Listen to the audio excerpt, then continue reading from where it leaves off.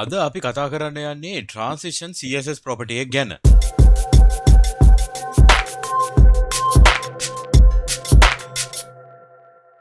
අයිබෝන් මගේ front end යාළුවෝ හැමෝටම ඔබ මේක තුල සිටින්නේ MCodes Frontend YouTube channel එකට. channel එකට අලුත් නම් subscribe කරලා MCodes family එකට එකතු වෙන්න. හරි. කොහොමද ඉතින් ජීවිතේ? මට ගොඩක් අය messages එවලා තියෙනවා ගොඩක් ලේසියෙන් දැන් CSS ලියනවා. ඒගොල්ලෝ ගොඩක් site හදනවා. අතරම ඉස්සර එනවා වගේ defects එන්නෙත් නැහැ. ගොඩක් දේවල් defects එද්දි දන්නවා fix කරන්නේ කොහොමද මේ ගොඩක් දේවල් කියනවා. මොකද මම site හදලා තියෙන. දැන් අතරම වගේ video series එක බැලුවොත් මෙන්න මේ මම මේ දැන් පෙන්නන මේ website එක මම entirely from scratch මම මේ site එක හදනවා. මේකේ CSS එක, HTML එක, මේ site එක structure එක හැදුනේ කොහොමද, හිතුවේ කොහොමද, මේ හැමදේම මගේ මේ YouTube channel එකේ තියෙනවා. ඒක නිසා ඒවත් බලන්න. හැමදාම daily මම වීඩියෝ එකක් upload කරනවා. මේ site එකේ මේ YouTube channel එකේ මම daily upload කරන වීඩියෝ. ඉතින් හැමදාම එන්න channel එකේ මොනවද තියෙන්නේ කියලා වීඩියෝ එකක්, අලුත් වීඩියෝ එකක් හැමදාම මම දානවා. හැමදාම අප්ලෝඩ් කරනවා. හරි, එන කෙලිම යමු ඩෙමෝ එකට. මම අද මොකද්ද කරන්න යන්නේ? අද මම කතා කරන්න යන්නේ transition property එක ගැන. ඇයි අපි transition පාවිච්චි කරන්නේ? transition පාවිච්චි කරන්නේ සරල උදාහරණයක් කියන්න. දැන් ඔයගොල්ලෝ ගාව අතේ තියෙන ෆෝන් එක තියෙනවානේ. ඉතින් ෆෝන් එකේ ගොඩක් වෙලාවට ඔයගොල්ලෝ මේ ෆෝන් එකත් එක්ක සෑහෙන්න කැමති ෆෝන් එකේ තියෙන ගොඩක් ෆීචර්ස් වලට නේද? ඒකේ ඇනිමේෂන්ස් තියෙනවා. ඒකේ අර පොඩි දැන් ඔයගොල්ලෝ drag and drop කරපුවාම හරි ඒකේ swipe කරද්දී හරි පොඩි ඇනිමේෂන් එකක් එක්කන යන්නේ. ඒ වගේ දේවලුත් තියෙද්දි අර පොඩ්ඩක් අර අපිට ආස හිතෙනවා පොඩක් ලස්සන විදිහට ඒ user experience එකක් තියෙන හින්දා අපි ගොඩක් කැමති ෆෝන් එකක් එක්ක වැඩ කරන්න. ඉතින් ඒ වගේ දේවල් වලට අපි කැමති. අර එකපාරට වෙනකොට අපි දන්නේ නැහැ මොකක්ද වුනේ කියලා. ඉතින් අර පොඩි ට්‍රාන්සිෂන් එකකින් වෙද්දී අපි දන්නවා මේක තමයි මේ වෙන්නේ කියලා. ස්වයිප් වෙද්දී ලස්සනට ස්වයිප් වෙනවා. එකපාර අර ඔබපු ගාම මෙහෙම නැති වෙලා යනවා නම් අර අපි දන්නේ නැහැ මොකක්ද වුනේ කියලා. සමහර වෙලාවට අපිට ස්වයිප් වෙද්දී අපිට තේරෙනවා දැන් මේක ස්වයිප් වෙනවා. රයිට්. අන්න ඒ විදිහට. ඉතින් ඒ නිසා අපිට transition කියන ඒවයි සමහර වෙලාවට වාසිත් තියෙනවා. එහෙනම් අද අපි කෙලින්ම යමු ඩෙමෝ එකට. මොකද්ද මේ transition කොහොමද දාන්නේ කියලා. දැන් මම example එකක් කියන්නම්. මට මේ site එකේ පොඩි transition එකක් add කරන්න ඕනේ. ඒ මොකද්ද කියනවා නම් මම මේ button එක hover කරපුවාම ඔයගලන්ට පේනවා ඇති මේ button එක hover කරපුවාම color එක ඉක්මනට change වෙනවා. ඇත්තටම ඒකේ transition එකක් නෑ. පොඩි transition එකක් තිබ්බනම් ඒක පොඩක් ලස්සන වෙනවා user experience එක පැත්තෙන්.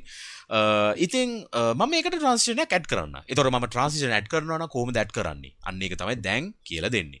මම මේක right click කරලා inspect කරන්නම්. මේ color එක change කරන්නේ මම කොහොමද කියලා බලන්න. මේ color එක change වෙන්නේ ඇත්තටම hover කියන state එකකින්. ඒතකොට මම මේක කරන්නේ කොහොමද? මෙතන මේ තිත් දෙකයි hover කියන තියෙන එකක click කරන්න. ක්ලික් කරපුවාම ඔයගලන්ට පෙන්නනවා මොකක්ද ඉවෙන්ට් එක කියලා. මේක hover එක. මම මේක ටික් කරපුවාම ඒකට ලියපු hover එක පෙන්නනවා. මම මේක ටික් නොකර ඒක පේන්නේ නැහැ. දැන් ඔයගලන්ට බැලුවොත් හොඳට පේනවා. මෙතන hover එකට ලියපු CSS එක පේන්නේ නැහනේ. මම මේක ක්ලික් කරොත් විතරයි ඒකට ලියපු CSS එක පේන්නේ. හරි. දැන් ඇත්තටම මේකේ පේනවා background එකක් change වෙනවා, color එකකුත් change වෙනවා. මේකේ property දෙකක් change වෙනවා. ඒතකොට මම මේ දෙකම hover එකේදී change කරනවා. එහෙනම් මම transition එකේදී මේ දෙන්න ගැනම සැලකිලිමත් වෙන්න ඕනි. හරි. මම එහෙනම් මේක close කරලා මුලින්ම මම ගන්නම් මේ class එක copy කරගන්නම්. ඒතර මට ලේසි. හරි. මේ copy කරගන්නම්. මම එන කෙලිම යන CSS එකට මේක ලියපු CSS එක ගියාම right. මේ තියෙන්නේ hover එකට ලියපු එක primary button. මේ තියෙන primary button එක මම පොඩ්ඩක් break lines කීපයක් දාලා මම පොඩ්ඩක් මේක හොඳට තනි කරගන්න මේ ටික ඒතර ඔයගොල්ලන්ට හොඳටම තේරෙනවා මොකද්ද මම කරන්න කියලා. හරි. දැන් transition කියන එක දාන්නේ කොතනටද? හරි. ඒකනේ ඊළඟට කියන ප්‍රශ්නේ. අපි දන්නවා මේ බටන් එකේ ලියලා තියෙන CSS එකක්. ඒකේ hover කරපුවාම මේ දික තමයි වෙන්න ඕනි කියලා. ඒතර කොහාටද transition දාන්න ඕනි?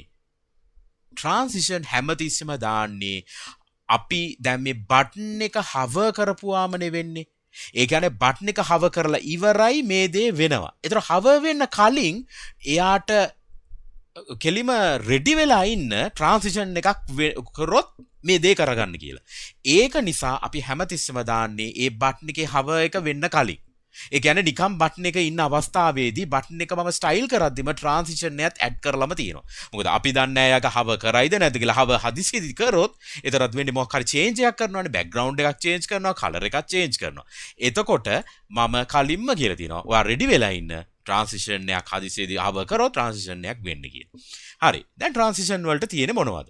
මම ලියන්න කෙලිම transition වල තියෙනවා ಜಾති හතරක්. මේ තමයි මේ හතර. මේ හතර මම එකපාර දාගෙන යන්න. මේ හතර තමයි transition වල තියෙන්නේ. transition duration, ඊට පස්සේ transition property, ඊළඟට transition delay එකයි transition timing function එකයි. දැන් ඔය හතර දැක්කහම ටිකක් බයි දෙන්න වා වෙන්න ඇති. ඒනට එහෙම වෙන්න එපා. මොකද මේ ටික හරි ලේසි. මං කියලා දෙන්නම්. property කියන්නේ මොකද්ද? transition property. property කියන්නේ මොකක් මතද මම මේක වෙනස් කරගන්න ඕනි? background එක මත. අපි එහෙම හිතමුකෝ background එක. මම මේකේ background එක කියලා ලියන්න. හරිද? background එක. හරි. මේක background එක උණු ගාම බලන්න මේක රතු පාට වුණා. හරිද? ඇයි මේක රතු පාට වුනේ? මේ background කියන්නේ කීපයක shorthand property එකක්. ඇත්තටම කියන්න මම මෙතන background එකම නෙමෙයි මේක background color එකන්නේ change කරන්නේ. ඒ නිසා මම මේකට color කියලා දාන්නම්. එතකොට තේරෙන හින්දා මම මේකටත් color කියලා දෙන්නම්. color කියලා දුන්නාම ඒ රතු පාටේ ගියා. හරි. color එකනේ change කරන්නේ. හරි. ඊළඟට තියෙන මොකද? duration එක. මේ transition එකේ hover effect එක සම්පූර්ණ වෙන්න මට කොච්චර වෙලාවක් යන්න ඕනද? 400 millisecond කියලා කියන්න. 400 millisecond. මට 1 second වගේ දෙන්නත් පුළුවන්. එහෙම නැත්නම් 400 නම් millisecond කියද්දි අපිට 1 to 1000 නේ දෙන්න පුළුවන්. ඉතින් 1000 වලට වඩා යනවා නම් ඔයාලට second කියන්න පුළුවන්. නැත්නම් 1000 වලට අඩු ගානා නම් 400 millisecond කියලා දෙන්න පුළුවන්. හරි. මම transition delay එක ගැන ඊට පස්සේ කියන්න මම දැනට මේක කමෙන්ට් කරන්න. transition timing function මේ කියන්නේ මොකද්ද? මේ කියන්නේ effect එක පටන් ගද්දි ඉක්මනට පටන්ගෙන ඉවර වෙද්දි හිමින් ඉවර වෙන්න ඕනද? එහෙම නැත්නම් effect එක පටන් ගද්දි හයියෙන් පටන්ගෙන හිමීට ඉවර වෙන්න ඕනද? ඔන්න ඔය වගේ දෙයක්. ඒකට අපි කියන්නේ is කියලා එකක්. is in is out කියලා තියෙනවා. අපි ඒවා එක එක දාලා බලමු. හරි. දැන් මම මේක save කළා මේක refresh කරන්න. refresh කරලා මම මේක උඩට hover කරපුවාම ඔයගලට පේනවා මෙන්න මේ change එක ඉක්මනට වෙන්නේ නැහැ. පොඩි වෙලාවක් ගිහලා තමයි වෙන්නේ. මම මේකට 1 second කියන්න. මේක දැන් hover කරපුවාම ටිකක් වෙලා යනවානේ. දැන් මම මේකට second නෙමෙයි 100 millisecond කියන්න. සෑහෙන්න පොඩි ගානක්නේ. බලන්න. මේක නිකන් අර කලින් තිබ්බා වගේම ටිකක් වෙනවා නේ. ඒ කියන්නේ ඉක්මනට වෙනවා. ඉතින් මම සාමාන්‍යයෙන් 500 වගේ දෙනවා. එතකොට අර ඉක්මනට වෙන්න පොඩි change එකක් එක තමයි වෙන්නේ. හරි. දැන් ඕගොල්ලන්ට කිව්වා මම hover එකේ මම දෙන්නෙක් දාලා තියෙනවා. ඒක color එකක්. දැන් ඇත්තටම බලද්දි මේකේ color එක මුලින්ම change වෙලා ඉවරයිනේ. background එක විතරයි පොඩි වෙනසක් තියෙන්නේ. ඉතින් color එක change වෙන්න එපානේ. මම කොහොමද දෙන්නෙක්ව දාන්නේ? transition property එකටම මට මේ background color කියලා comma color කියලා දෙන්න පුළුවන්. මම දැන් බලමු refresh කරලා කොහොමද කියලා. දැන් මේක change වෙන්නේ ඒක ඇත්තටම පේනවා අඩුයි මේක හරි change එක. ඕගොල්ලන්ටම මේක බලන්න පුළුවන් කොහොමද මේක වෙන්නේ කියලා. මම ඒක මෙහෙම කරන්නම්කෝ. color එකත් එක්කම මම මේ hover වෙද්දි මම මේක transition එකක් දෙන්න scale වෙන්න කියලා. පොඩ්ඩක් ලොකු වෙන්න කියලා. transform කරන්න scale කියලා. ඒතර ඕගොල්ලන්ට පේනවා මේ දෙන්නම එකපාර වෙනවයි කියලා. මම පොඩ්ඩක් දෙන්න 1.2 කියලා. හරිද? මම මෙන්න මේ scale නේ දීලා තියෙන්නේ. මෙන්න මේ transform කියන එකත් copy කරගෙන මෙන්න මෙතන දෙන්නම් transform කියලා. මට එකපාර 3ක් විතර දෙන්න පුළුවන්. මම මේක hover කරන්න. දැක්කද? transition එකත් වෙන්නේ ඒ විදිහට. මම මේක මැකුවොත් දැක්කද? මේක ඉක්මනට මේව වෙනවා. හරිද? ඒ නිසා තමයි මම transform එකටත් ඒ විදිහටම දුන්නේ. දැන් ඔයගොල්ලන්ට පේනවා මේ transition එකයි මේ transition එකේ transform එකයි background color එකයි ඔක්කොම එකපාර change කරනවා. ඒ කියන්නේ මම මොකද්ද මෙතන කරේ? තුන් දෙනාම comma separated මම දැම්. ඒ තමයි transition property. හරි. දැන් අපි ඊළඟට බලමු මේ මොකද්ද අපි is කියලා ලිව්වේ කියලා. ඉතින් timing function එක අපි is කියලා දැම්මේ නේද?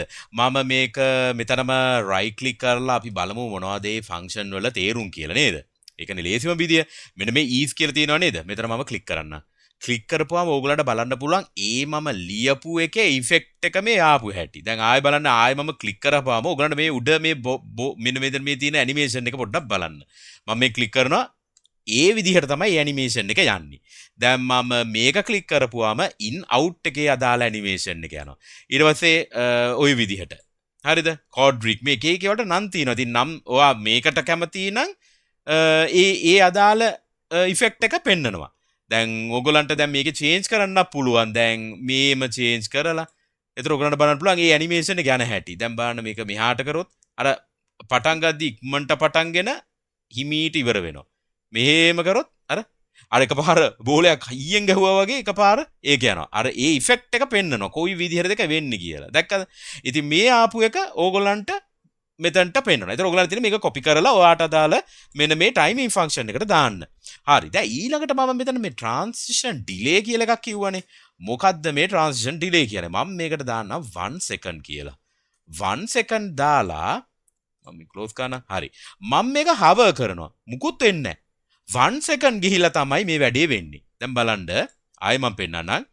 මේක උඩ ඉන්නවා 1 second යනවා. ගියන් පස්සේ තමයි ඒක වෙන්නේ.